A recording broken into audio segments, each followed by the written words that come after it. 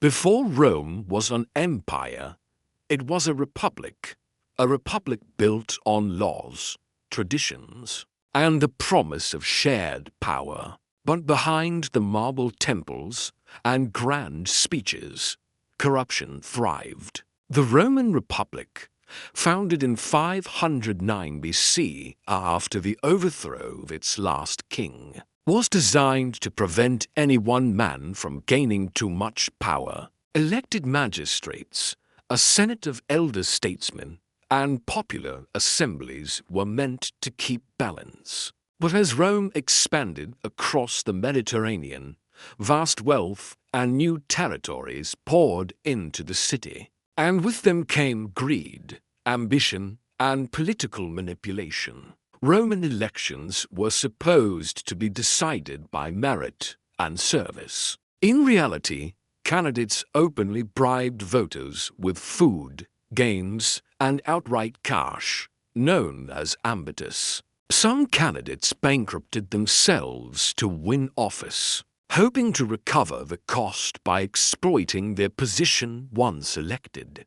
Public spectacles like gladiator games and feasts became tools of influence, blurring the line between public service and political marketing. By the late Republic, bribery was so rampant that entire laws, like the Lex Talia di Ambatu, were passed to stop it.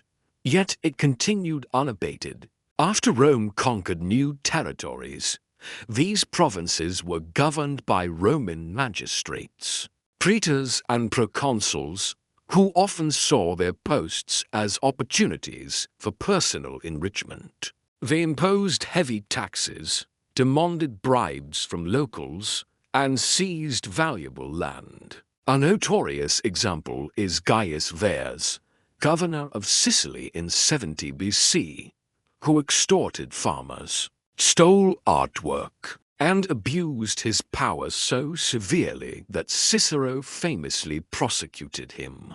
In one of history's most scathing court cases, provincial administration became a feeding ground for corruption. The Senate, supposedly Rome's guardian of tradition, was dominated by a wealthy elite, the nobles. Political alliances were built on favors, marriages, and shared financial interests.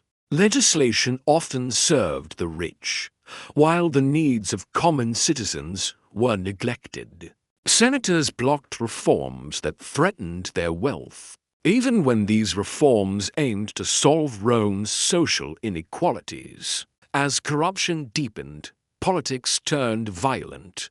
Street gangs were often funded by ambitious politicians. Leaders like Clodius Pulcher and Milo used armed supporters to intimidate rivals and sway elections. Even in the Senate, debates could erupt into fistfights, with political opponents being physically attacked. Power was no longer won solely through persuasion, but through fear. By the 1st century BC, corruption had hollowed out the Republic's institutions. Bribery, extortion, and violence eroded trust in the system. Ambitious men like Marius, Sulla, Pompey, and Julius Caesar learned to bend the rules, using wealth and military loyalty to seize power. The ideals of shared governance gave way to personal rule. Civil wars tore Rome apart. And in 27 BC, Octavian, later Augustus, became Rome's first emperor. The Republic was gone, replaced by an imperial system where power rested in one man's hands. Ironically, the very thing the Republic was designed to prevent. The Roman Republic promised liberty and shared power, but corruption, born from greed, ambition, and inequality, proved too strong. And so, the Republic fell, not with a sudden collapse, but through years of rot from within.